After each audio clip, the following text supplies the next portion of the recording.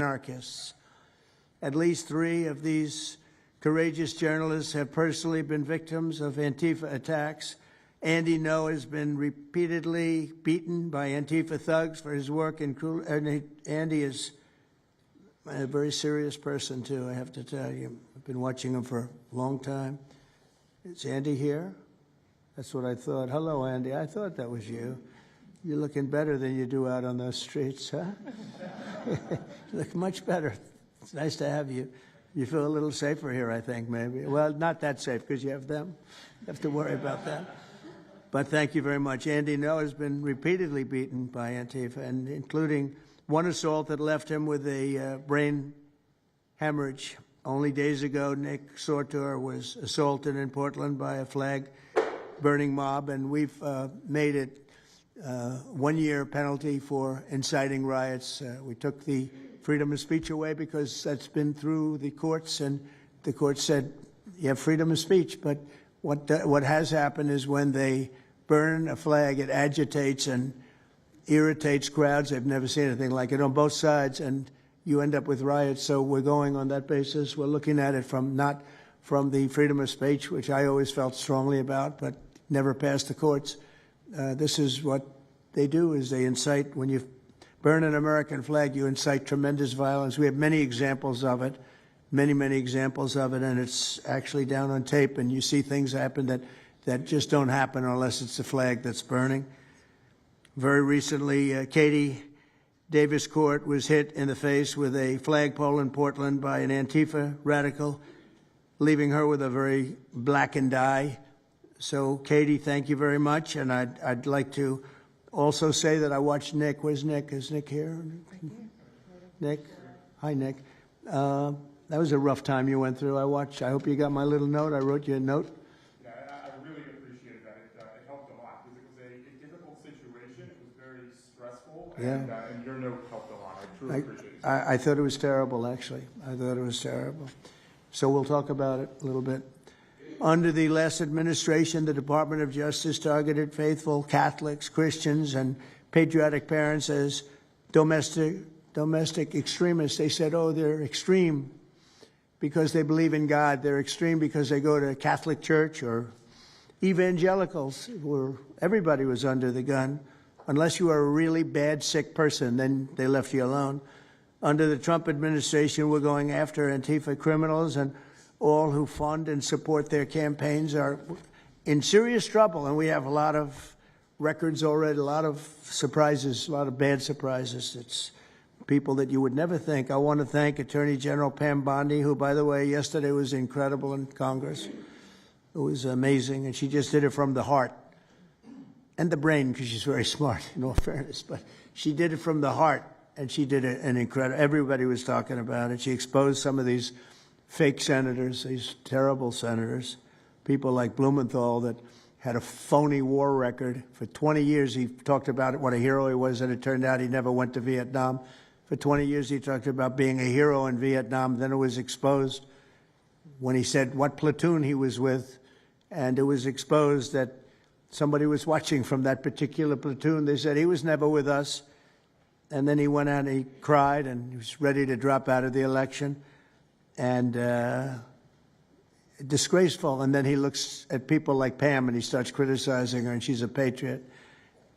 And they ought to do something with that. You know, we have a young congressman that's right now in jail for lying about where he went to college and other things. It was, you know, frankly not good. It was pretty bad.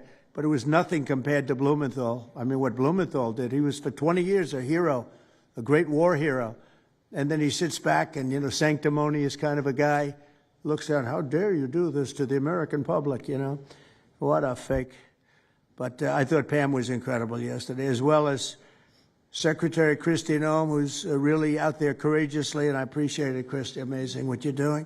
FBI Director Kash Patel, who's really coming up with some great information, Kash. It's great. Keep it coming, because there's plenty of it.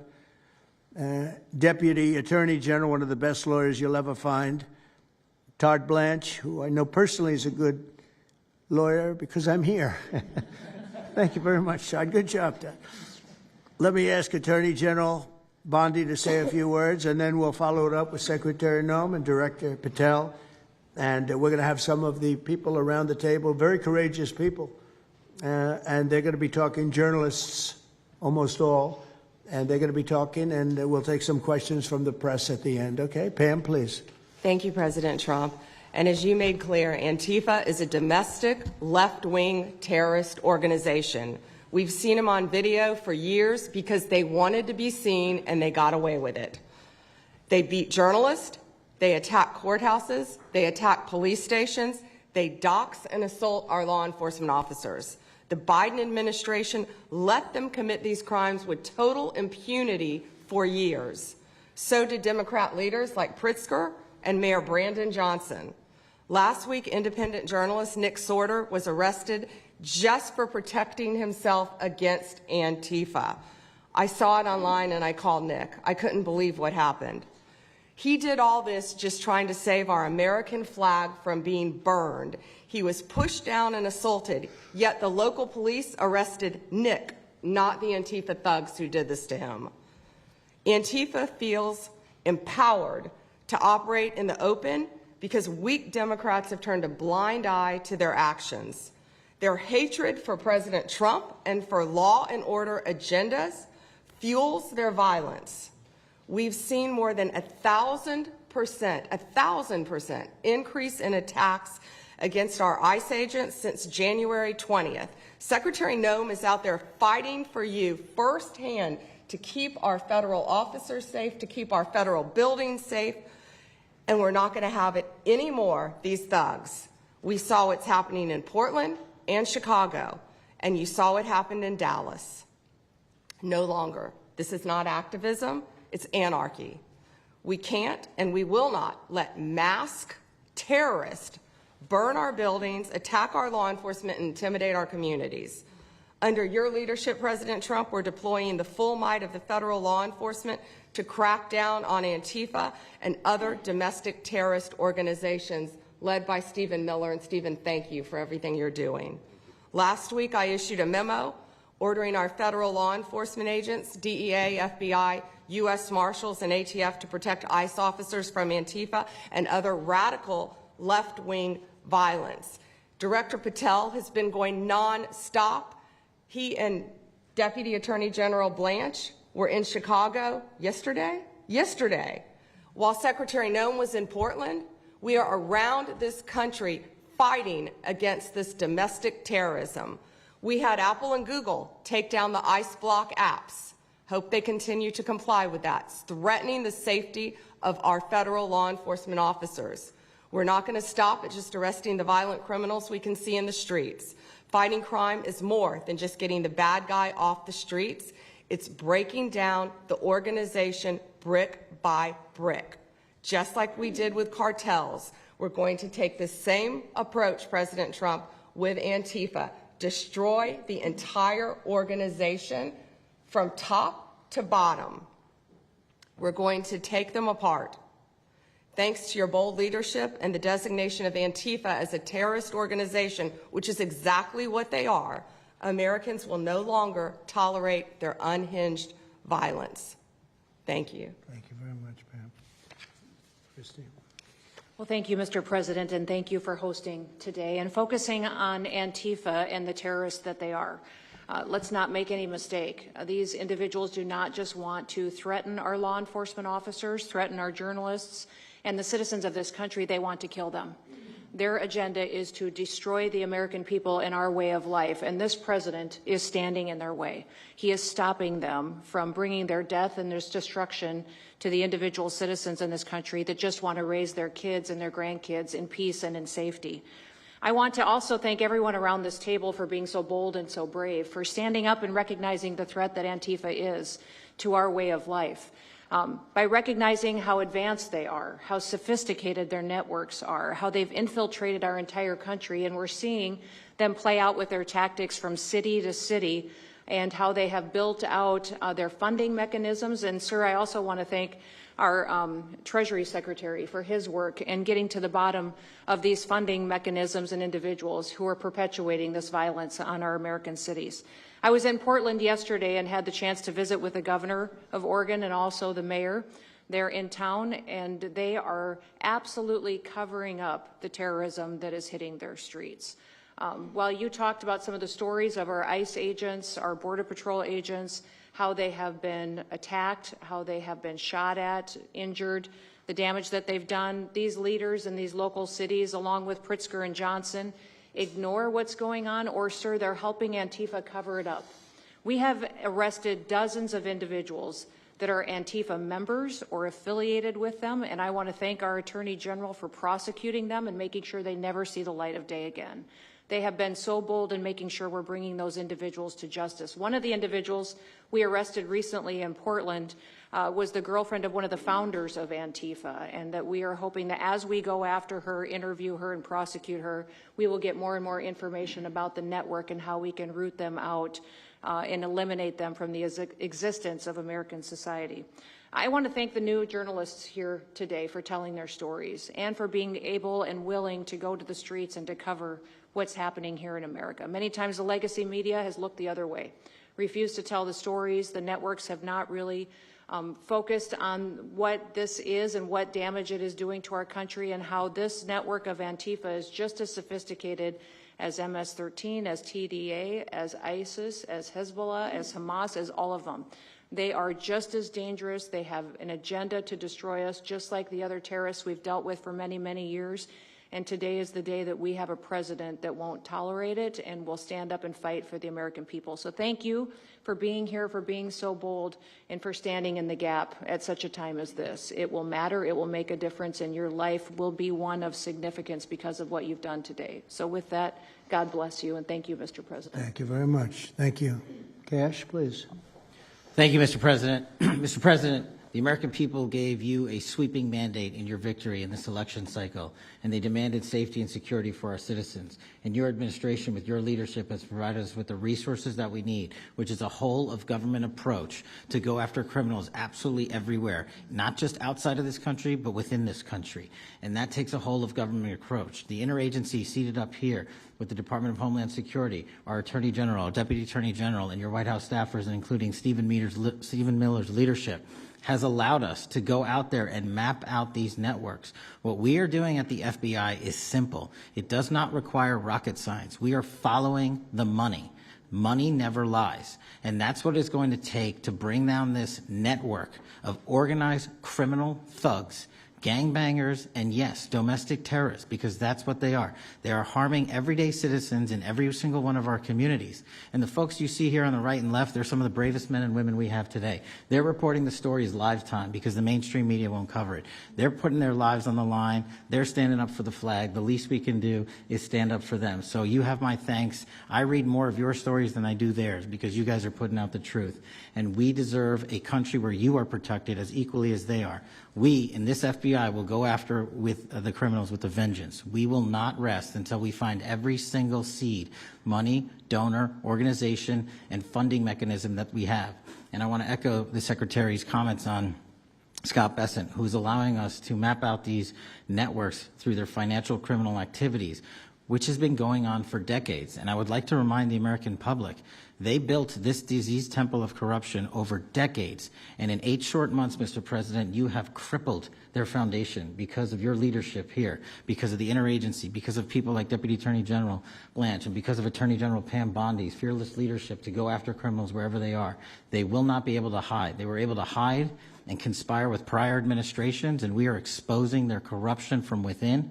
And we will go to every single city in this country under Operation Summer Heat and the other operations we are doing at the FBI to bring these criminals to justice. We will arrest every single one of them from whatever perch you sit in, private or public, no matter how your goal or your ambition is.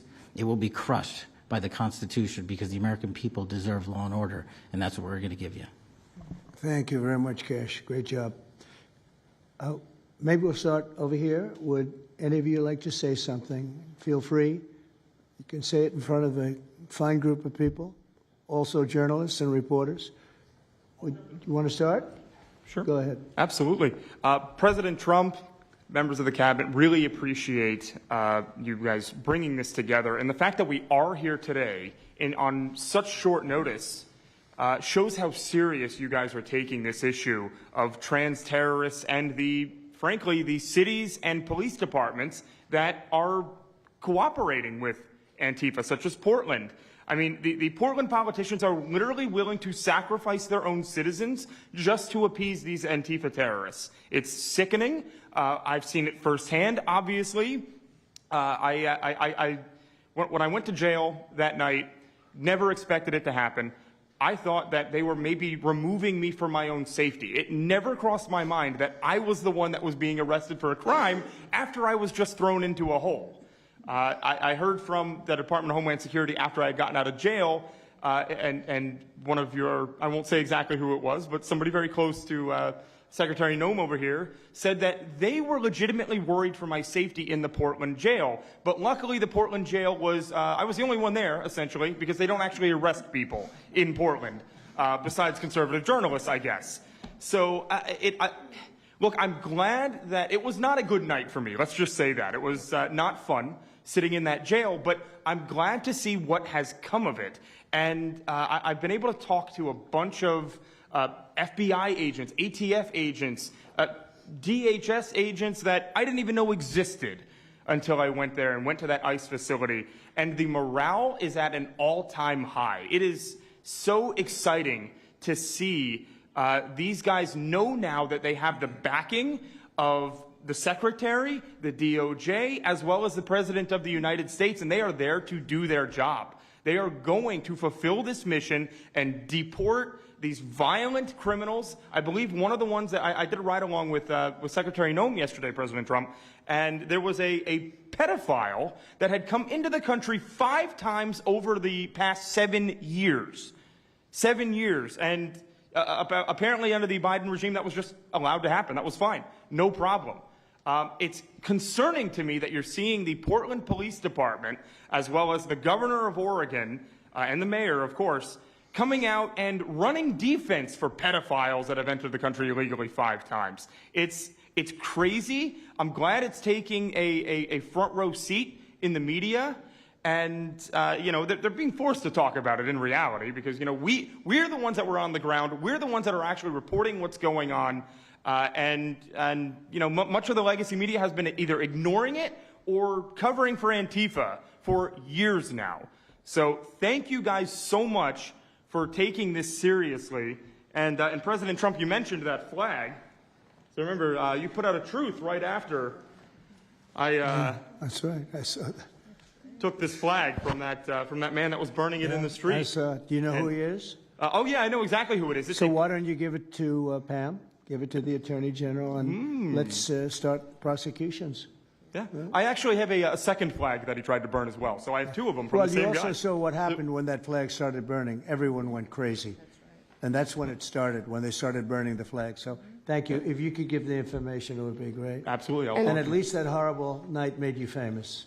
Right? You got I got a text from the President of the United States, so I appreciate that. And President Trump, after that happened to Nick, I called Harmeet Dillon, and we opened a pattern and practice investigation into the Portland police, very publicly, as to how they let this happen. Thank you, sir.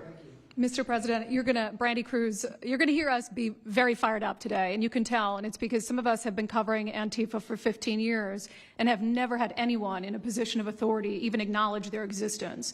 And I'll also tell you that I think that had you not done, the single most powerful thing you've done to deal with this scourge has been acknowledging that Antifa is a real thing. I genuinely believe there would be people at these tables who would be dead today and would have been killed in Portland had you not called them a terror organization and said we're going to bring the full weight of the federal government to bear. I talked to Katie Daviscourt in Portland the other day. She'd been assaulted all summer. And she said the same thing. They didn't seem quick to violence as soon as you made that designation. So they're thinking in their heads. They're worried. There's been 24 or so arrested in Portland. They don't want to go to federal prison. There's this video of them, one of them who was in the face of an ICE agent, and then he's in custody shaking. Once you take the mask off, they're nothing. And I was told by probably a dozen people not to tell you this. I'm going to tell it to you anyway, because it's relevant to what we're talking about. I'm living proof that you can recover from TDS. I had strong Trump derangement syndrome for probably 8 years. This is one of the reasons I recovered from it. And by the way, it's much better to not have TDS. I'm happier, I'm healthier, more successful. I even think I got a little more attractive after I got rid of my Trump derangement syndrome. Yes. You know, I'm a reporter in Seattle, and frankly, I could not care any less what any of you have to say about this meeting. Could not care any less. We're not here for you. I'm not here to convince any of you that Antifa is a real thing, because if you have not come to that conclusion by now, you are never going to come to that conclusion because you don't want to see it. And you're going to go and you're going to say it's a bunch of right-wing conservative influencers who are here spinning a tale. I was one of you. I was a mainstream reporter in Seattle for 10 years. I was a TV reporter on the streets doing my job, and I was still assaulted by Antifa. So it's not about being conservative. It's about people who go there and show what they're doing. And when I saw, after all those years, that the media wouldn't be honest about what was happening, that Democratic politicians wouldn't be honest about what was happening, I thought, well, gosh, if they're not being honest about that, maybe they're not being honest about President Trump either. And it opened my mind to just looking at things for what they were. And now I find you quite funny, actually. Now, like I said, I'm much happier about it. But, you know, for me, again, I could not care any less the stories that they go to print. This is what I care about. We have 3.5 years. Nothing is guaranteed, although I think if Democrats keep it up, we'll probably have Republican presidents for the next 3 decades.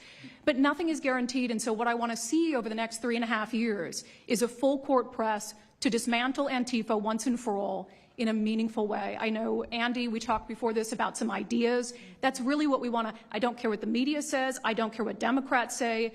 They will never wake up to this fact. So we want the federal government to take as many of these cases as possible, look at the interstate travel between Portland and Seattle when it comes to these people who are committing violent acts, and hopefully in 3.5 years, they will be a shell of their former selves. Very close to that, and it's Antifa and many others, Yes. unfortunately. There are many others, bad ones. Most have been named terrorist organizations. There are a couple that we're going to, but I think we've got it pretty well covered. But there are many others, but very specifically today it's Antifa, and it's really bad, and we're going to get it cleaned up. Andy, do you have something? Thank you very much. I'm glad you no longer have TDS. I feel very good about that.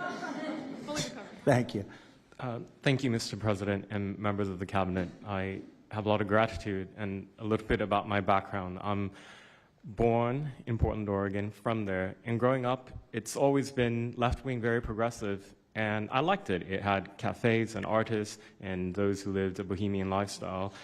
And in 2016, I was a graduate student at Portland State studying political science. I was an editor at the student paper there, a very progressive paper, and I was assigned to cover the election night demonstrations. Well, the elections night protests turned to riots, 3 days of violent rioting in Portland, and it was the first time that I saw groups dressed in black with their faces covered. This is 4 years before COVID. Some of them were waving the black flag of anarchism, some the red flag of Marxism. And within seconds, they would ravage one street to another, to another, to another. And the next day, I would read the legacy media, which I still read at that time and looked forward to, and I looked up to those journalists. And I was really shocked to see that the narrative was that these, in my view, anti-democratic political violence was legitimate acts of protest because people were concerned about racism or all these other lies. And so for the next 4 years, I just continued going out with my video camera. I thought, look, people can ignore what I write because of spin, but videos can quite speak for themselves. And in 2019, it led to me nearly losing my life. I was covering another Antifa protest turned riot. At that point, had been routine in Portland, and then I was ambushed in a mob beating. And I had never been in a fight. I didn't even realize that I was being assaulted until seconds in. And the punches came from everywhere on my head and my face, and I was bleeding out of my eyes and ears, and then they threw all the drinks in my eyes to humiliate me further and to laugh at me. And I was rushed to the hospital in an ambulance and CT scan, and I had subarachnoid hemorrhage, which is bleeding in the brain. I nearly died. And after surviving that, the reporting that I saw in liberal media it seemed to suggest that I had deserved it because they branded me far right. And some even went so far as to suggest that I maybe faked my injuries. A BuzzFeed reporter asked for my medical records, which I did provide, but this felt so, it's like because I didn't die in that attack, there was another round of people who wanted to finish me off. But I continued, and then 2020, Portland was really the epicenter of the longest political violence. Those months of riots, I was on the ground, undercover, and there was an assassination there. There was a supporter of Donald Trump named Aaron Danielson who was shot dead by a self-described Antifa member who then fled out of state and died in a shootout with U.S. Marshals.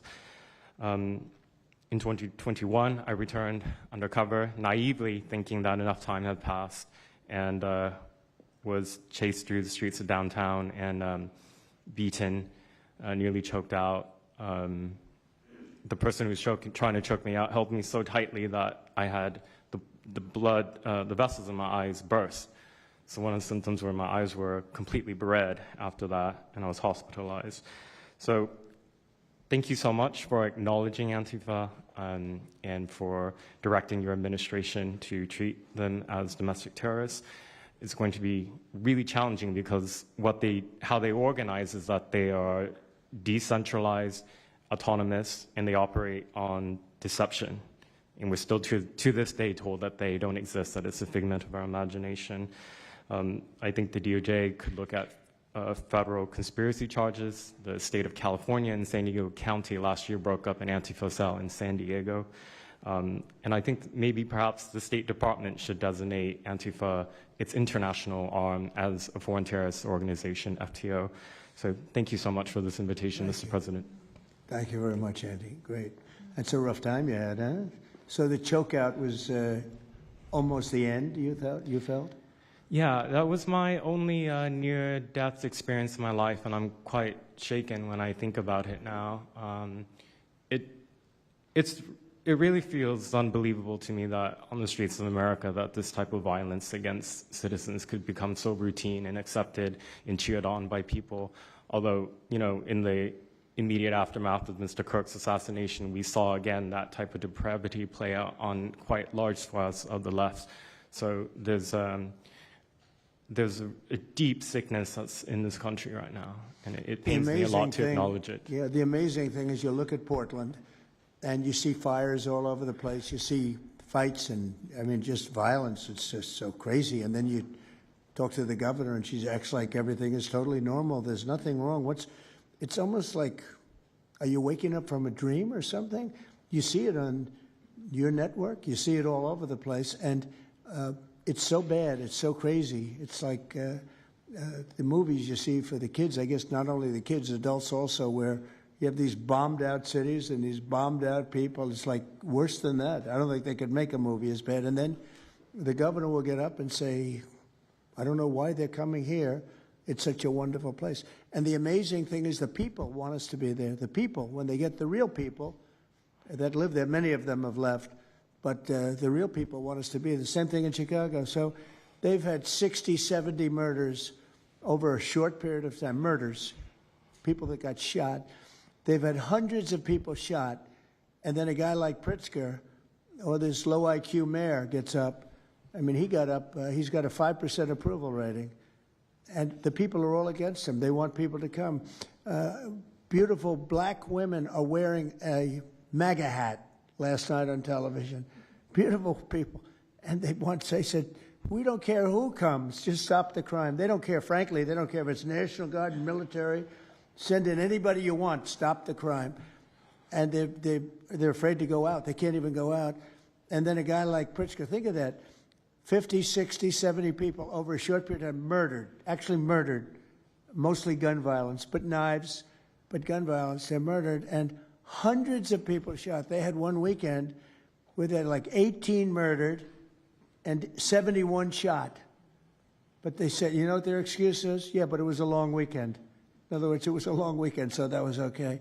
And then Pritzker gets up and he says, like, I don't know what they're talking about. We don't have crime here. They're crazy. I think actually they're petrified. You know, their families live there, everything else. I actually think they're scared. Pritzker was a failure in his family. They threw him out of the family business. Guy's a loser. But you know what? I believe they're scared. They're actually frightened for their lives. Jack, please say a few words. Mr. President, thank you so much for having us here today and holding this roundtable. Antifa is real. Antifa has been around in various iterations for almost 100 years in some instances, going back to the Weimar Republic in Germany. And it's now been just under 1 month since we saw a far leftist murder Charlie Kirk, and we saw thousands upon thousands of people, other far leftists and people in positions of authority, people like nurses and pilots and doctors and HR departments, celebrating the death and the murder of Charlie Kirk. This sickness that's out there is absolutely real. And Mr. President, thank you for mentioning the fact that one of the bullet casings read, "Hey fascist, catch" on it.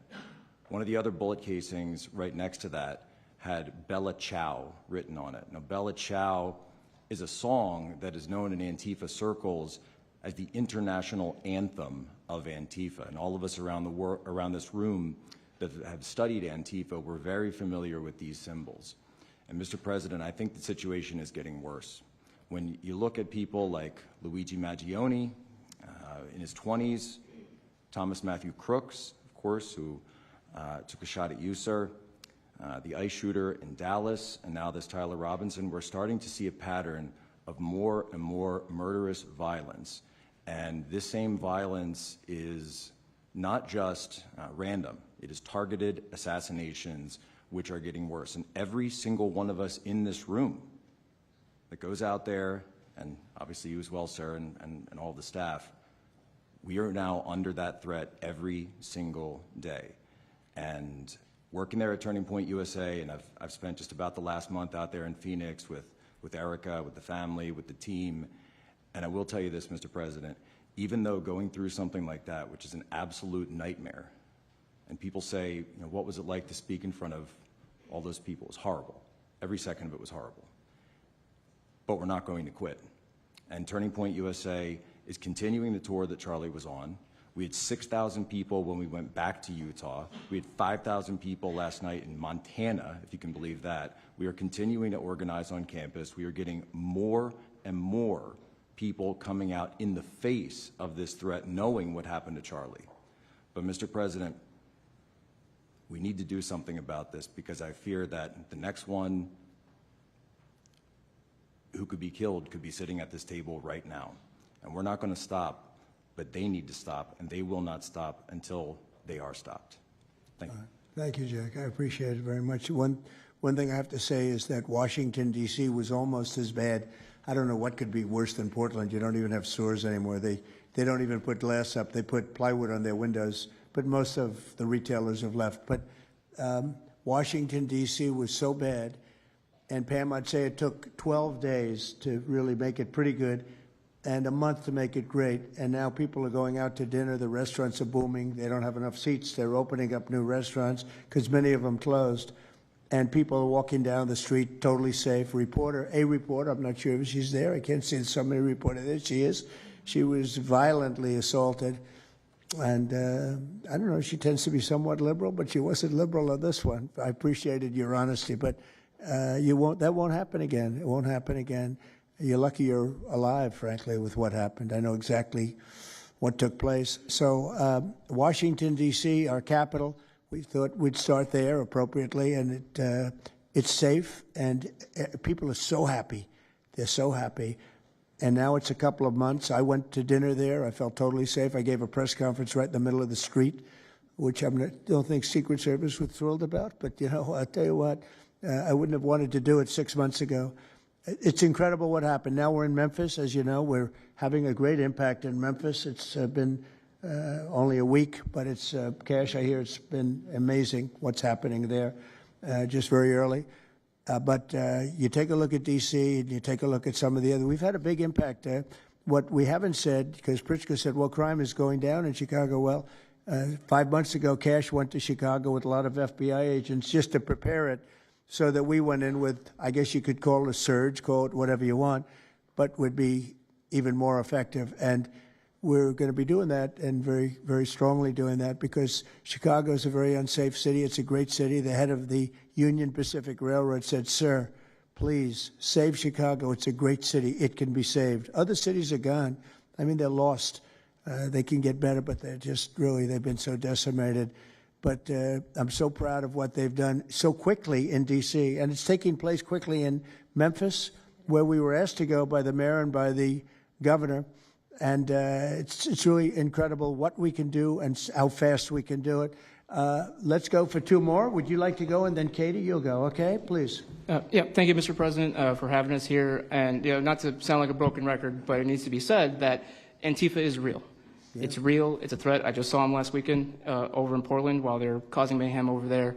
And the reason why there's such a big problem is because we have Democrats and a lot of people in the mainstream media refusing to acknowledge that they even exist, right? So how can we as a country begin to address it if we have large swaths of, these people who are supposedly decision makers and people who are supposed to inform, they don't want to say that it exists.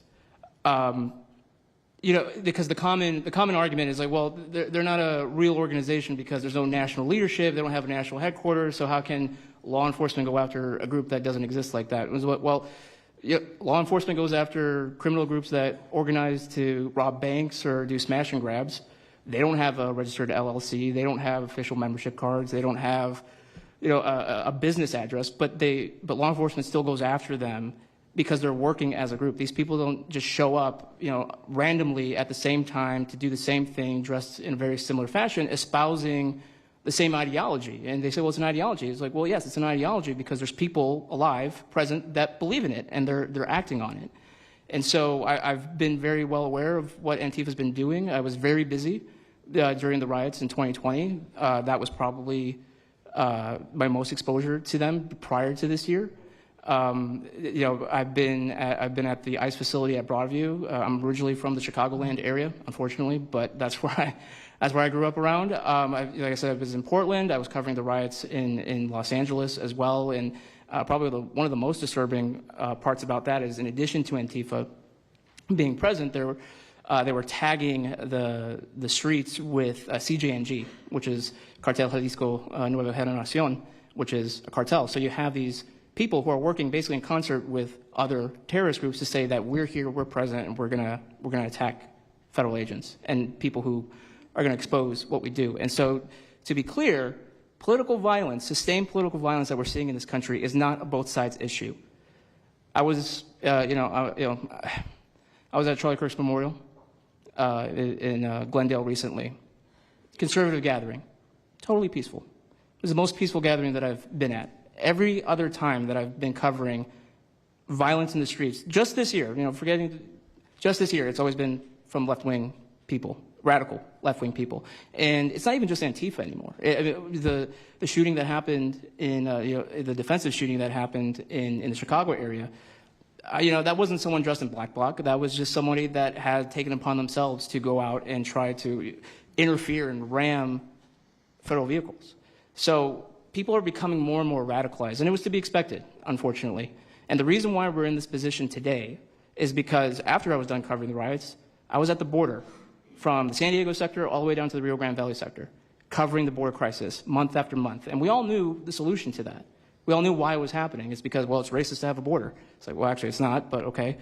And so it required you to come back into office and to fix the problem, but it's no longer just a border issue. It's a nationwide issue, and that's one of the reasons why you got elected back into office, because thankfully the American people said we're not going to deal with it anymore. But unfortunately, there's a lot of people, as we've seen, who are willing to take to the streets to do violence. And that's a scary thing, because typically when I was in 2020, I was covering Minneapolis, Los Angeles, Portland, Seattle. I was over in Chaz, and that was to be expected. But now, because the issue of immigration, illegal immigration, is so widespread, riots can happen anywhere. Attacks can happen anywhere. So that's why it was weird kind of going back to my home state to cover this violence. I mean, just after the Dallas shooting, they were chanting outside Broadview, shoot ICE, shoot those, efforts, shoot those efforts. So I'll just leave that. Thank you so much again for having this. This is very dangerous. We don't work for companies that have billions of dollars. We're running and gunning often on our own. We became friends. A lot of us are friends because we would see each other all the time, and we became friends because we wanted to have someone watch our back while we're out there. Because like I said, we're just out there. And but we'll continue to do it because it's an important topic. It's an important issue. The American people deserve to know what's happening in these chaotic situations, and we're more than happy to do it. So thank you, sir. Great job. Thank you very much. Katie, please. Hi, Mr. President. It is an honor being here today, and I first wanted to start by thanking you guys for designating Antifa a terrorist group. It's exactly what this group is. It's a long time coming. I'm an investigative journalist from Seattle. I work for the Post Millennial alongside Andy No and Jack Posobiec.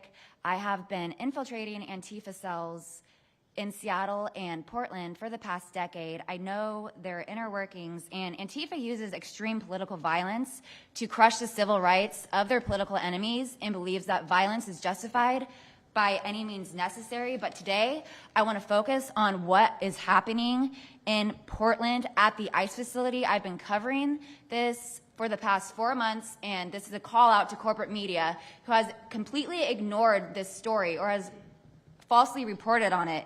This is nothing short other than a sustained attack on the United States, which is being supported by Democratic elected officials. The Portland Police Bureau has completely abandoned several blocks outside the ICE facility, giving away their jurisdiction to a terrorist group who has spent the past 4 months harassing, assaulting, and intimidating anyone they perceive to be against their cause. Not only have federal agents been relentlessly assaulted for more than 100 consecutive days, black-clad anarchist militants concealing their identities behind black facial coverings have been assaulting reporters just for trying to cover their crimes. Today, I am sitting here with a black eye and a concussion after being violently hit in the face with a metal pole while reporting outside the ICE facility just this past week. After the attack, I immediately went to three Portland police officers who refused to detain the suspect. I took the time to chase down the suspect in the streets, had her held for 35 minutes. I was waiting for Portland police to come, and they never came. Then that's what opened my eyes to what this group is actually doing. I watched 20 Antifa militants help my assault suspect escape into an Antifa safe house that is 1 block away from the ICE facility. And this safe house is where Antifa-affiliated protesters are conducting paramilitary operations. It's where they're arresting, they're showering, they're eating to continue this occupation. I have staked out this safe house and have observed shift changes. This group is highly organized. It is being funded through mutual aid groups, and they have no plans of stopping. Residents living across the ICE facility have been held hostage by Antifa. They're begging for federal intervention. The city refuses to help, and they want you, President Trump, to come in and restore law and order. I want to stress the importance of taking this situation seriously because when I first started reporting on this occupation, I went undercover in Black Bloc. I talked to these Antifa militants. I lasted for about a month. They believe that ICE agents are the Nazi Gestapo who need to be killed. They told me that directly, and I think that if this situation is not taken as seriously as it is, it's just a matter of time before someone gets killed. And thank you for having me. Thank you, Katie. That's pretty incredible. The only question nobody can answer is why. Why are they doing this? They're like insurrectionists. They're terrible people. But you really wonder why. Why are they doing it? What are they gaining other than they're obviously paid? They're paid a lot of money. Go ahead, please. Mr. President, if I can answer that question, the reason why they're doing it is because the same media that's sitting in this room with us has declared all of us at this table Nazis and fascists, and they've been doing this for years. This is why Antifa feels emboldened to attack us. Now, almost every single person at this table has been threatened with a steel bat. We've been assaulted, we've been harassed, we've been threatened, and that is in huge part due to the media. So my message right now is for you guys. Because 2 years ago, or back in 2020, by the way, I was censored for my reporting on Antifa here in Washington, D.C. You were talking about how safe it is now, Mr. President. It wasn't so safe back then. Back in 2020, I watched as a father was being mobbed and surrounded by Antifa members as his terrified, crying children looked on and the police here did nothing. I watched as a woman had her hair violently ripped out of her skull simply for waving an American flag on the streets of Washington, D.C. And by the way, if you guys try to go and find any of this footage, you won't find any of it because Twitter deleted all of it because our president shared my reporting and they deleted my entire account immediately after. So now, if you want to know what happened in 2020, all you're going to see is the media headlines that said that it was fiery but mostly peaceful. Thanks for that one, CNN. The reality is that it was an extremely violent period of time, and for the last 10 years, Antifa has been wreaking havoc on law-abiding and innocent American citizens, and it needs to end. Now, I'm with Turning Point USA. It's an honor to be here, Mr. President. Thank you guys so much, everybody in the administration, for giving us a seat at the table, because the media has not only been demonizing us for so long, but immediately after the brutal assassination of our founder, Charlie Kirk, our Turning Point USA chapters have seen an uptick in violence across the nation as Antifa chapters that are embedded in our universities go and target them. It's been extremely difficult to report on the ground, and for a long time I was afraid to go to Portland because I knew that the only people who would have my back, like Julio said, were one of my friends on the ground because there is no police force there. I was terrified to go because I knew if I got shot or stabbed, and I have been assaulted, I've been mobbed and robbed in Austin, Texas by Antifa, that nobody would come to help me. So my plea to the entire administration, especially to the DOJ, is every single radical left-winger who is in front of the ICE facility in Chicago, in New York, in Portland, please make sure that you use the full force of the law to come after each and every single one of them, because it is us being soft on left-wing violence that has fomented all of, the terror that we have seen in this country, and it is the left wing getting away time and time again with assaulting law-abiding American citizens that has led us to this place. So truly, to the Americans that I speak to on the ground, they feel completely abandoned by their state and local government. So please step in. We have Americans begging for the National Guard. And to the media over here, please report on the truth. Please do your jobs. I'm an American citizen. Everybody at this table simply views ourselves as American citizens who have an iPhone and the will to actually tell the truth. So please take your job seriously and tell the truth to the American people. And thank you for letting me be here on behalf of Charlie to continue his legacy of cleaning up the country. Thank you, Mr. President. Thank you very much. Appreciate it. Wow, you feel very strongly, I can see. I'm mad. I got beat up so many times, Mr. President. My friends have gotten beaten up, and I want to cry right now from happiness because we have been completely ignored for so long. For almost 10 years, we've been getting assaulted on the streets. I have watched children cry as their parents have been attacked on the streets. That should not be happening at our nation's capital. So please, again, the DOJ, please utilize the full force and go after each and every single one of these people. Fantastic. Thank you very much. Great job. Impassioned. That's important because you should feel like that. Please, go ahead. Mr. President, thank you for having us here and bringing together this panel of brave journalists, everybody on this side of the room.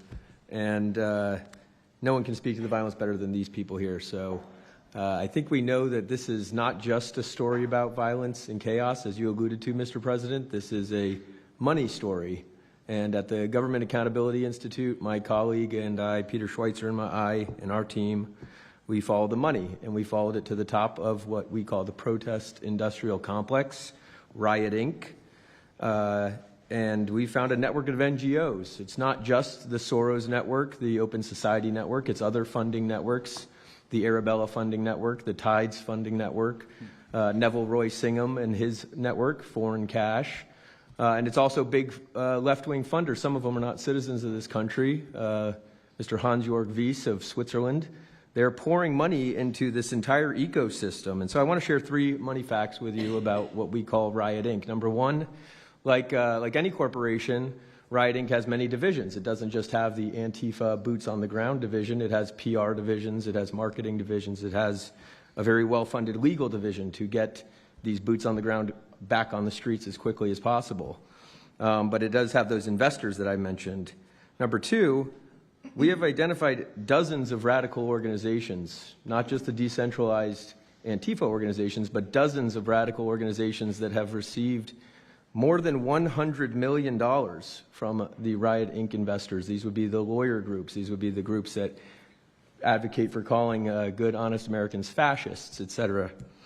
And then three, I think the most shocking thing is that we have found that more than $100 million in U.S. taxpayer funding has flowed into these funding networks, including at least $4 million to these very groups themselves, not just Antifa types, but there was an event in Atlanta called Stop Cop City. Over 60 rioters were charged with domestic terrorism. These groups received money for that from both the billionaire class as well as taxpayer money. So one other thing, this money helps fund the decentralized crowdfunding platforms. These are ways that Antifa, the John Brown Gun Club of Elm Fork, which had links to that attack on the ICE facility, the Socialist Rifle Association, and just because they don't have LLCs or EIN numbers doesn't mean they can't get paid. Some of these funding platforms, crowdfunding platforms, are funded by this network that we call Riot Inc. So, again, I want to thank you for your leadership, for the whole cabinet's leadership on this. We're going to keep following the money and appreciate everything you're doing, sir. Do you know the name of any of the funders? Do you know the names? Because if you do, I'd like you to give them to Cash or Pam. Absolutely. Or Christy. Yeah, we'll do that. As soon as you can. That's all of you. Because you probably know the names after a certain period of time. You tend to find out. But these are people that do not have good intention for the country, and that's treasonous probably. So if you could, very important, if you could do that, it would be great. Nobody would know better than you. You'll figure it out. Thank you. Please, go ahead. Yeah, my name's Nick Shirley. I'm 23 years old. I'm a 100% independent YouTube journalist. And over the past year or so, I've been able to go to 15 countries. I've hung out with people in the gangs of Brazil, in the favelas, in the prisons of Secot. But yet the most dangerous places I have been here in the United States, unfortunately. And I've had the opportunity to show people about the protest Antifa here in the United States, and there's nothing organic about what they are doing here in the United States. I've watched people be bussed in from states. I've watched the same lady at a protest in Atlanta be bused to protest in D.C. and then in New York City. There's nothing that is honest about what they are doing. And they have signs. I've seen the same signs here in D.C. and in London as well. It's a big organization and corporation that they're running. And people may wonder, like, what's the threat to us as Americans if we go? Well, you'll be labeled as a fascist, you'll be labeled as a Nazi, and they'll wish death upon you because they wish death upon me. And just last week in Portland, Oregon, I watched a lady get trapped in her car, surrounded by Antifa, and her sister messaged me after seeing the video. She said, the only reason I think my sister was safe is because you were there recording. I also was chased out by a member of Antifa who said he would smoke me, and next thing he knew, a DHS sniper had lasers on his chest. If he was not there, who knows what would have happened that day. These people are very dangerous, and people wonder how they're able to do it. It's the reason is because these cities are not enforcing the law. And why should these people be worried if the law is not being enforced? And we are not far right, nor are we far wrong. We're just right. And the truth about what's happening here in America with these groups is very dangerous. And I thank you, Mr. President, and your administration as well for acknowledging that. Thank you very much. It's too bad you have to go through it. I know, it's a little crazy, much. right, Mr. President? Well, you're going to get to the bottom of it, so it's a very important thing you're doing. Thank you very much. Please, Cam. Yeah, I've just got something very short. I'm attacked every time I do my job. When I leave my house to go to work, I am violently assaulted. I've had guns pulled on me. I've been bear sprayed. I've been beaten down. I've been almost killed. So my question for all of you is, how would you feel if every time you showed up to work, masked militants tried to kill you? Because that's how we feel. That's our lived reality. And you guys go and tell us that we're liars, the riots aren't that bad, right? I've never seen any of you guys on the ground.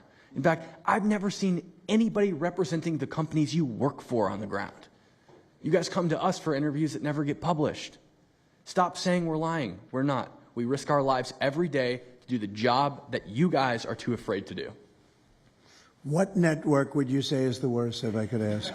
Oh, man, that's a real tight spot. Honestly, it's a simple question. And well, there's a lot of people in this pool, and I would say I'm not talking about Fox. I'm not talking about Newsmax or any outlet that resembles them. So I'll let you guys put the pieces together on who I'm exactly talking about. Who would you say? Which network? MSNBC for sure. Oh, they're terrible. I agree. They're CNN, terrible. probably close. Yeah. Yeah, I'd rate it that way. Yeah, MSNBC. That's Brian Roberts.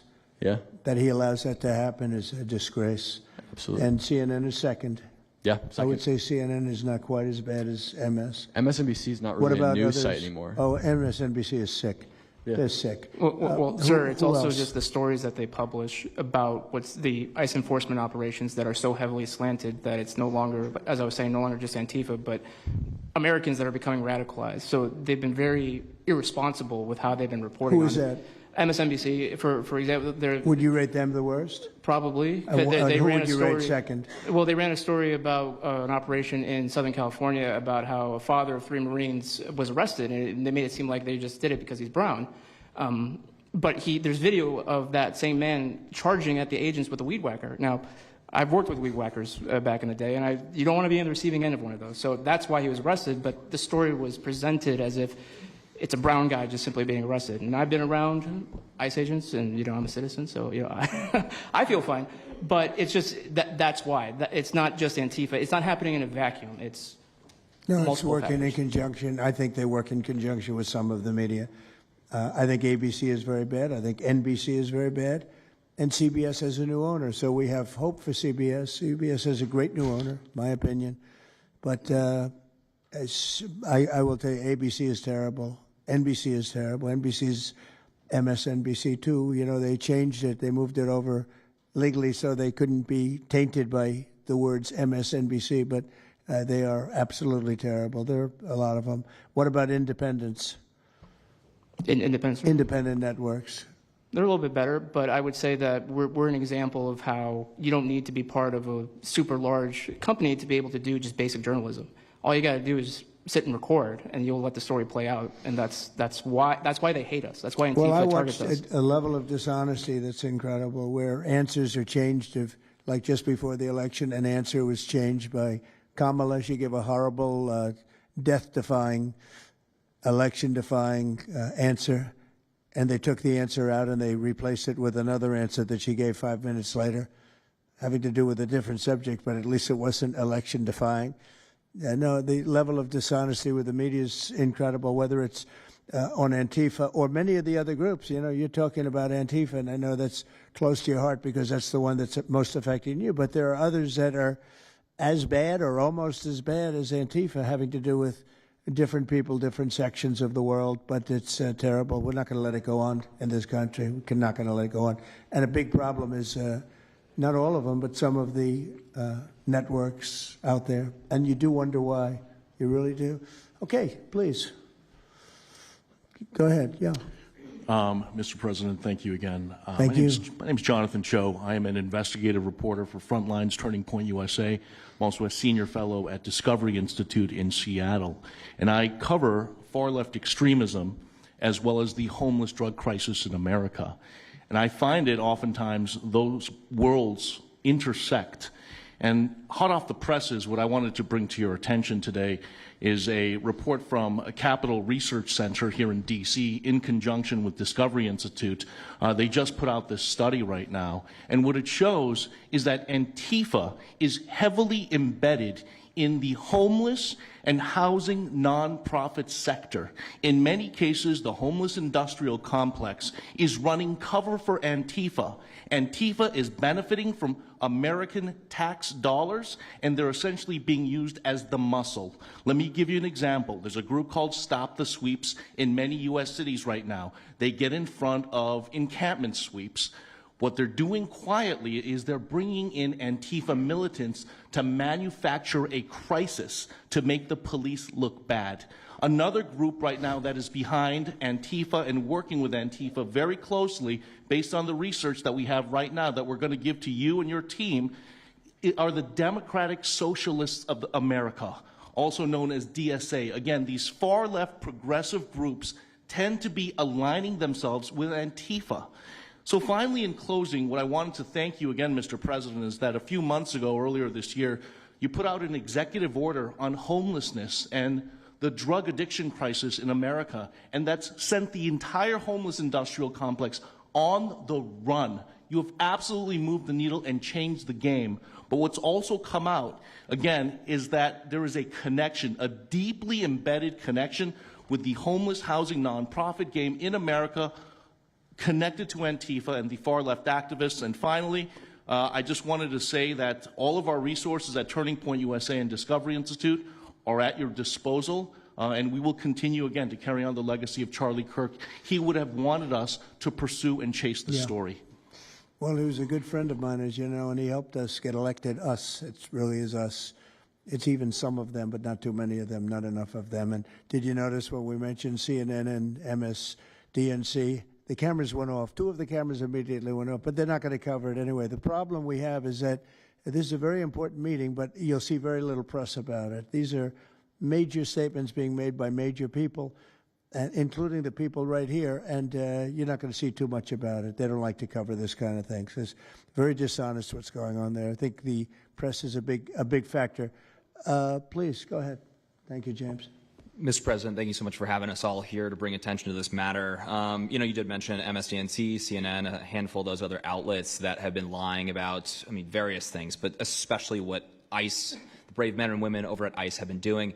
I was talking to Antifa members in Portland the other day, and, you know, a lot of these people genuinely believe, they buy these lies, and they genuinely believe that they're fighting against literal Nazis and not brave men and women that are, putting their lives on the line to basically, enforce basic immigration law, right?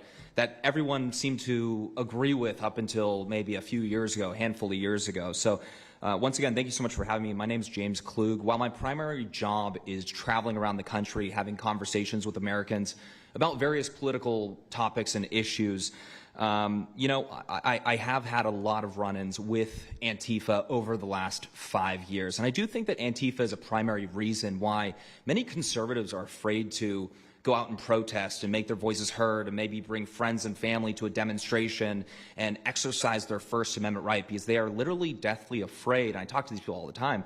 They're afraid of militants showing up in black bloc and hurting them and their families.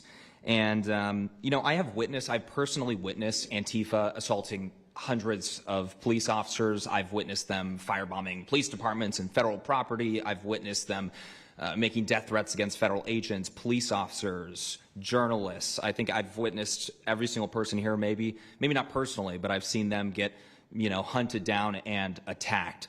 And so, this is a group that is responsible for a good percentage, if not a majority, of the violent riots in 2021 and 2020, when Democrat mayors had a kind of a hands-off approach with these left-wing militants. Just as a quick reminder for everybody, we're talking about dozens of murders that happened in those riots. We're talking about billions of dollars of damage to property and communities all over the country. We're talking about thousands of officer injuries. So this isn't just like some little thing that they're, they punch a journalist here and there. No, they're responsible for a lot of damage and a lot of people that have, unfortunately died and basically suppressing people's voices, And so what I did want to talk about is to get this footage, almost every single person in the room here, to get this footage, you have to go undercover because you are at risk of being beaten or worse. You have to go undercover. You have to film low-key to capture them committing crimes. This is stuff that the mainstream media was not doing and has not been doing. They'll show when Antifa is maybe, it's a little bit more peaceful, and they'll show when it's more mellow, but they'll remove the cameras when things get violent and it's actually dangerous to be here. And I have personally witnessed legacy media vans showing up at a riot 300 yards away, getting out of the vehicle, filming for 30 seconds, saying something like, fiery but mostly peaceful, packing up, and to add insult to injury, you have Democrat politicians that are saying, it's just an idea, right? That's all this is, so it's just an idea. After all of this chaos, it's just an idea. Well, that idea has threatened to kill me and many of my friends that are here today. So, Mr. President, thank you so much for bringing this to the forefront, and it's definitely making a big change. Really appreciate you. One question. So why is it there are numerous groups? I mean, Antifa is terrible, but you have other groups that I guess probably are almost as bad or just as bad.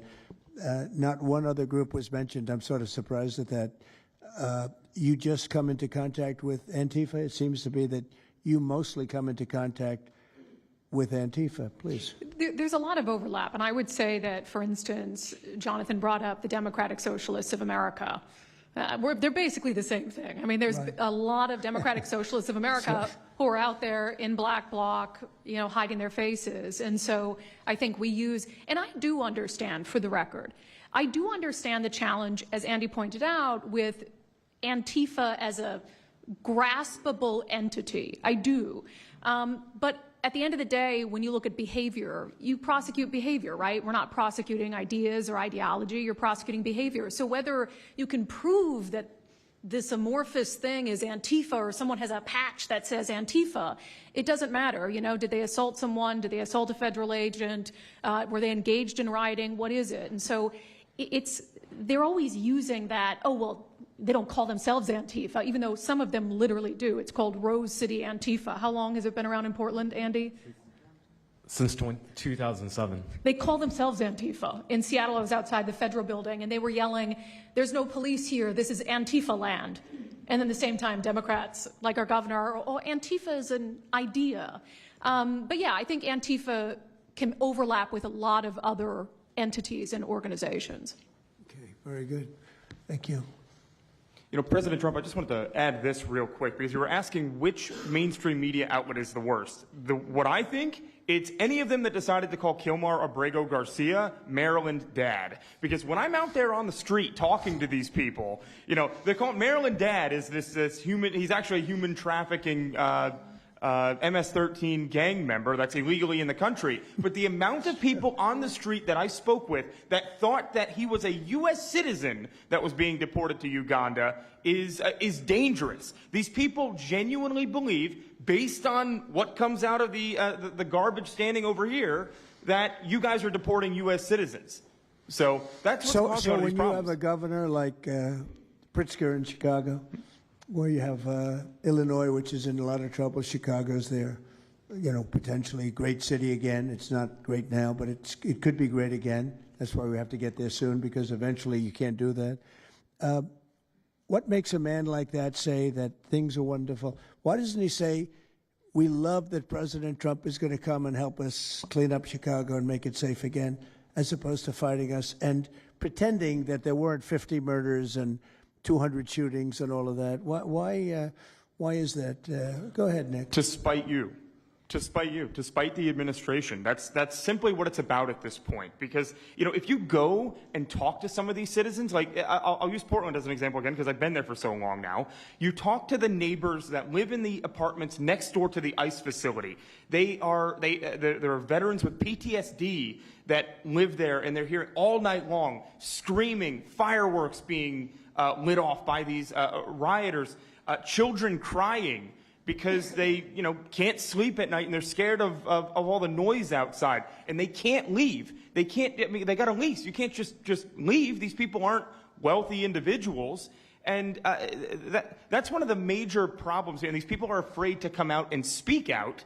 And they're getting no help from their government at all. They've been begging for the noise ordinance to be enforced outside of their apartment complex for months now, and the city of Portland has ignored them every single time. The victims are, as I said, they're afraid, but the governments aren't doing anything because they want to spite the administration. It's all political. And the politicians make you feel like you're foolish, like there's something wrong. Like, how could President Trump be saying that about Chicago?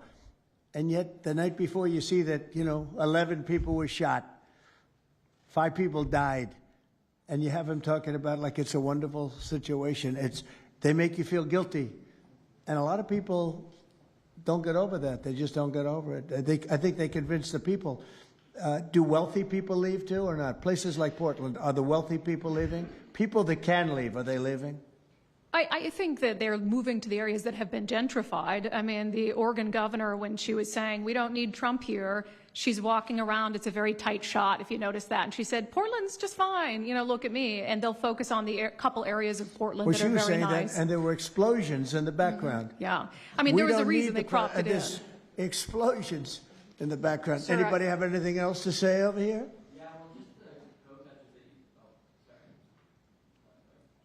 And then we'll get, should we be taking questions, or is it just a waste of time? Because they're going to ask questions, but, well, there's Brian, he's good.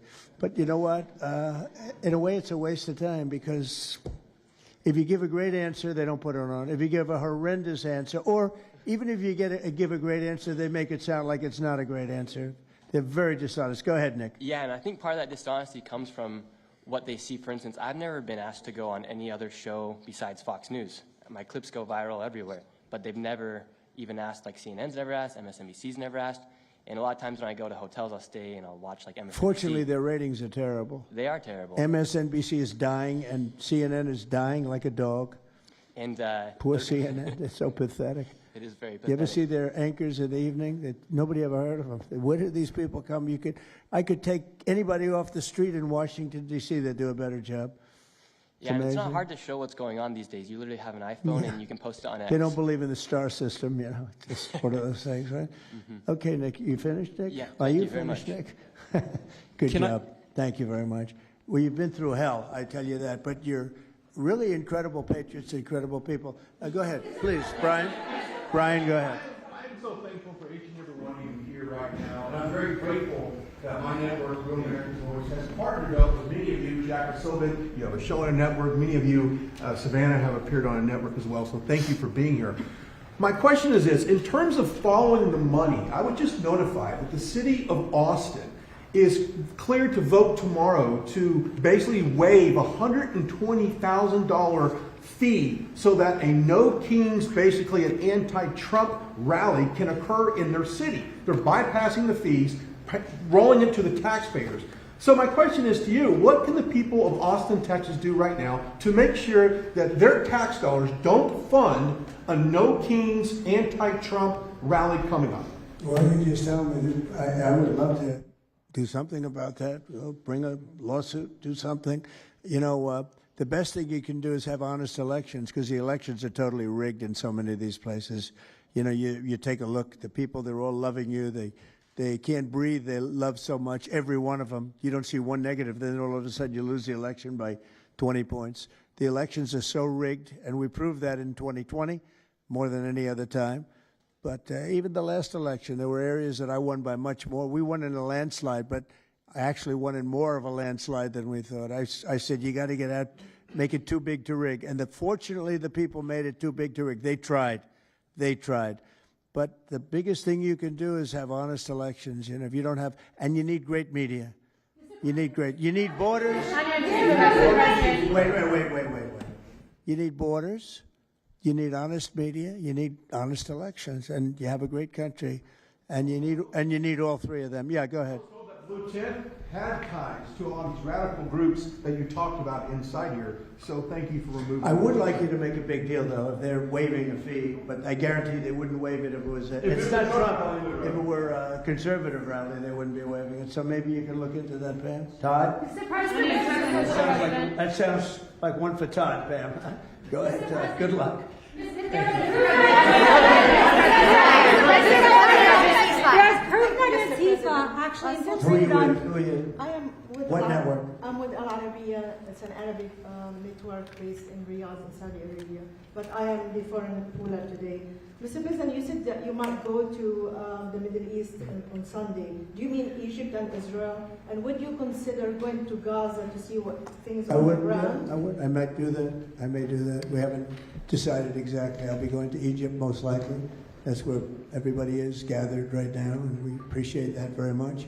But I'll be making the rounds, as the expression goes. I probably will. Mr. President. Go ahead.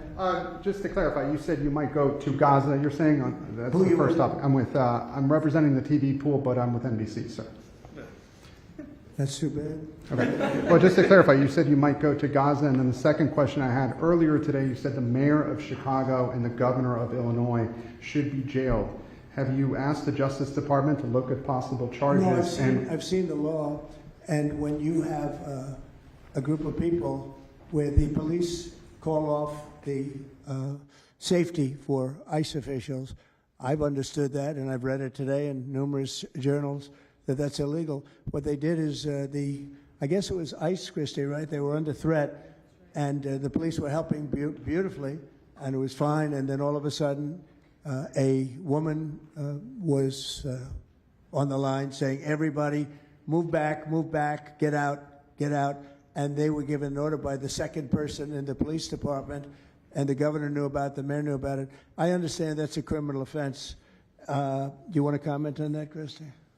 Yes, sir, we're seeing that kind of pattern happen with local law enforcement and state law enforcement, not just in Illinois, but also out in Oregon, too. In fact, in Portland, I was there yesterday, but some of the ICE officers were telling me that as they drove by the rioters that were saying, "Kill ICE agents, Molotov cocktails, melt ICE," that the Portland police were cheering them on and had their fists in the air cheering on the rioters that were threatening their lives. So in Chicago, we had a 10-car caravan trail our ICE officials and pin them down. And those ICE officials, to get out of their vehicles, a woman tried to ram them and run them over, and shots were fired to get them to safety. So it's happening on a regular basis, and any elected official that allows this to happen and gives cover to those kind of individuals who are perpetuating murder should absolutely be prosecuted, in my opinion. Daniel. Thank you, Mr. President. And by the way, we have Marco Rubio. Marco, come on up here, please.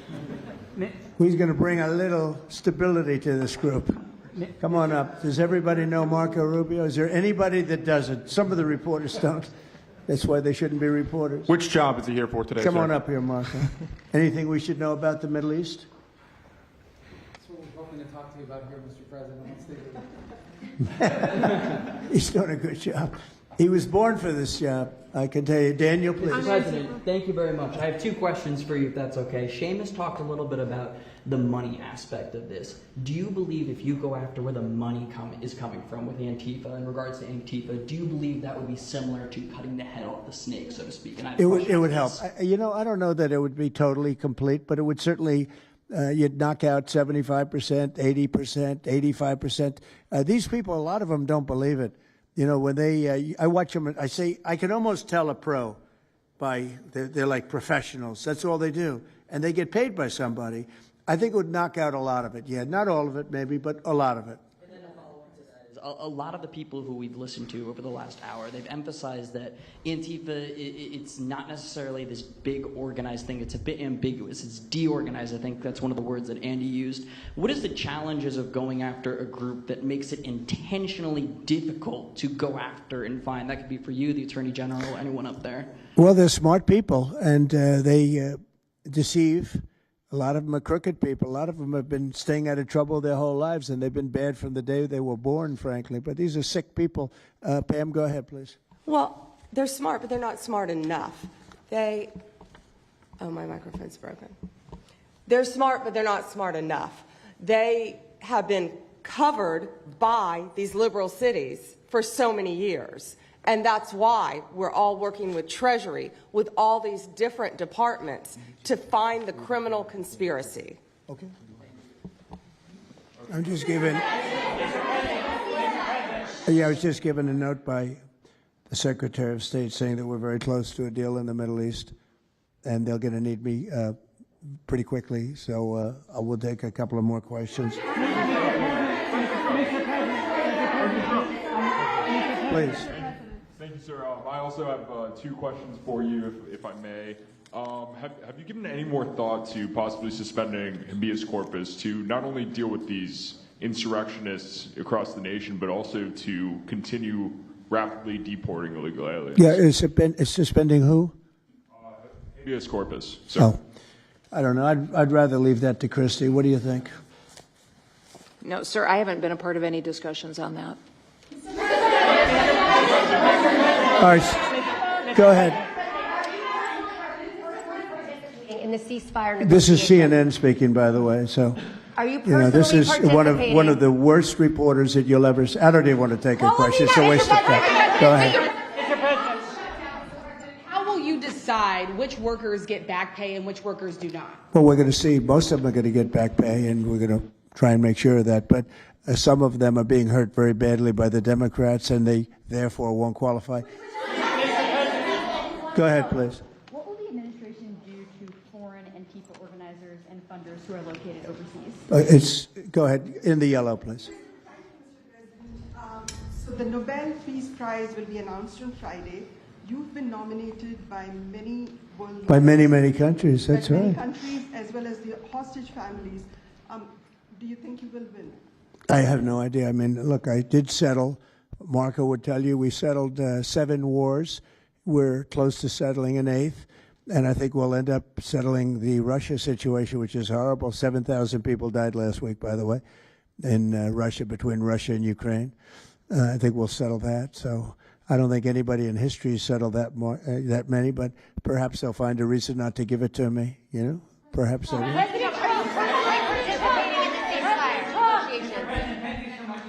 Thank you. Going to the shutdown quickly, what is your position on the extension of health care subsidies, which is what Democrats are asking for? Well, all I want to do is very simple. I want to get the country open, and then we're going to discuss that. And we'd like to, Obamacare is a horrible mess, and it has been from the beginning. We want to make it better, stronger, even if it costs more money, we want to make it better. The Democrats want to make it worse. The Democrats want to approve health care for illegals coming into our country, many of them coming in from prisons and mental institutions and drug dealers. They want to give them health care. We don't want that for our people because that's going to destroy the health care that we already have. We'd like to make Obamacare better for people, less expensive and better health care. Yes, ma'am. Mr. President. I'm wondering if you've been briefed on the organization and funding of Antifa, and if so, what have you learned? They have been, and they have pretty good knowledge, but they're going to have a very good knowledge. And I really ask these very brave patriots that we're surrounded with today to let us know, because I think you probably have some pretty good ideas. And even if you're not sure, let us know and we'll figure it out, okay? If you could do that.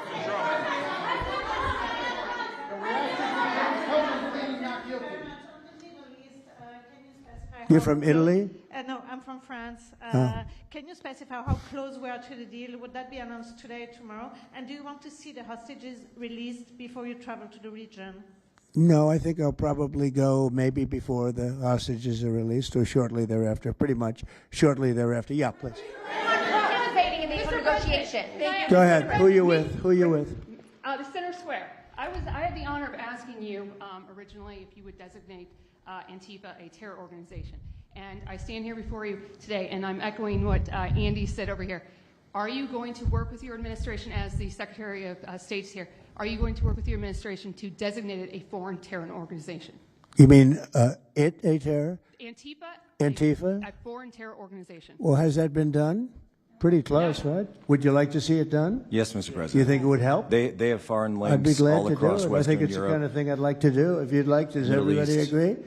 If you agree, I agree. Let's get it done, okay? Let's get it done. Marco, we'll take care of it. Mr. President. That's international, you mean? Yes. International. Yes, Mr. President. Sounds good to me. Foreign terror organization. Steve, are you okay with it?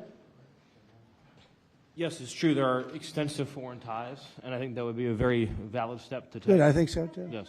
Good, I think it's a good point. Thank you. President, are you planning on formally participating in this? On the shutdown, we are now about 1 week away from military service members missing their paychecks. We'll always take care of our military. Would you encourage Congress to pass a standalone bill to pay our service members? Yeah, that probably will happen. We don't have to worry about it yet. That's a long time. You know what 1 week is for me? An eternity. 1 week for me is a long time. We'll take care of it. Our military is always going to be taken care of. Yeah, please. Blue dress. Blue.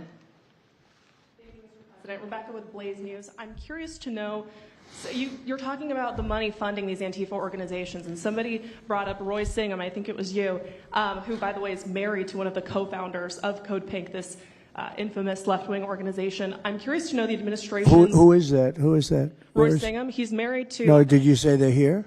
No, he's not. A journalist brought him up, but Oh, I is, see. Okay. Yeah. Okay. Seamus, thank you. Good. Good bring up. Excellent. Go ahead. He's somebody who's been reported on extensively, and I'd love to know what the administration is going to do to actually bring consequences to some of these names. You mentioned. Well, I don't know the name, but I would like to ask Pam to take a look at it. You know, a lot of the best information we find are through you and other people like you. So I'd like you to look at it, Pam.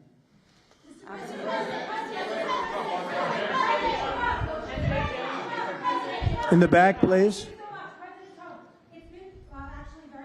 Proof that Antifa did infiltrate on January 6th, dressed up like Trump supporters and incited violence. Is that something that you would want the new J6 committee at Congress to look into? Well, I've heard that. They dress up like, they're fresh out of MAGA, but they have nothing to do with MAGA. And they make trouble and they try and blame it. And yeah, we know some of that and we will be acting on some of that. We've seen it. So I think you could stay a little longer, but you know, the problem is, although you have some very honest journalists in here, you also have some largely dishonest journalists like MSDNC and CNN. I think they're very dishonest, unbelievably, like a waste of time even talking to them. But I have to go now to try and solve some problems in the Middle East, although I'm very well represented by our Secretary of State. He could probably do an even better job than me. But who knows? We don't want to take any chances. So we're going to go and do that. If you'd like, Pam, would you like to stay for another 5 minutes, 10 minutes while we have all these great people? And I'll let Pam and Christy take over and get some good points out. I just want to thank the people around the table in particular. You've been amazing. You've been brave. You're real patriots. You're real patriots. And at some point, we're going to have to look into, at least in certain cases, rewarding you with some very important medals and honors, okay, as we have done and will be doing with Charlie Kirk. You know, Charlie is getting the Presidential Medal of Freedom, which is our highest award outside of the Congressional Medal of Honor. And I think they're sort of even. One's civilian and one's military. But unfortunately, the civilian sometimes is military also because of what we have to go through on the streets of this country. I can only tell you this. We have a great nation. We have a nation that's right now the hottest in the entire world. We're the hottest nation in the world, despite all of the things we've been saying today. But that's going to make your job easier because nobody's doing better than we are financially. We've never done better. We've had, I think, 58 stock market increases since I've been top, meaning record increases. We have never seen anything like it, and we're going to keep it going. That makes it a little bit easier for what we're doing. I guess maybe it also makes some people crazy because they don't want to see us do well. But we're the hottest nation anywhere in the world, and we were a dead nation 1 year ago. I say it all the time. We were a dead nation. Now we're the hottest nation in the world, and that's said to by every leader. One of the reasons that we have every country already signed up or just about to sign, every country in the world on this whole mess we have going over with Hamas in the Middle East and all of the things you see, is they respect our nation. A year ago, you wouldn't have been able to get it. You certainly couldn't have gotten it with Biden. You didn't know where the hell he was. But a year ago, you wouldn't have been able to have a situation like this. So I just want to thank the people around this table and certainly the officials around the table because they've been incredible. They've been brave. And I watched yesterday, Pam, and I watched a little bit. I thought it was so good. I rounded up and I watched it late in the evening because I thought you were fantastic yesterday. You really... look, you had some wonderful senators, some great politicians asking you very fair questions, and you had some real slime balls. But I thought you were amazing, so thank you very much. And Christy, thanks for the great job. Cash, thanks for the great job. Always my man back down there. He's the silent type, but he's a hell of a lawyer. Thank you all. We're going to get peace in the Middle East. That's what we want to do. Thank you very much, everybody. What specifically makes you so hopeful, Mr. President?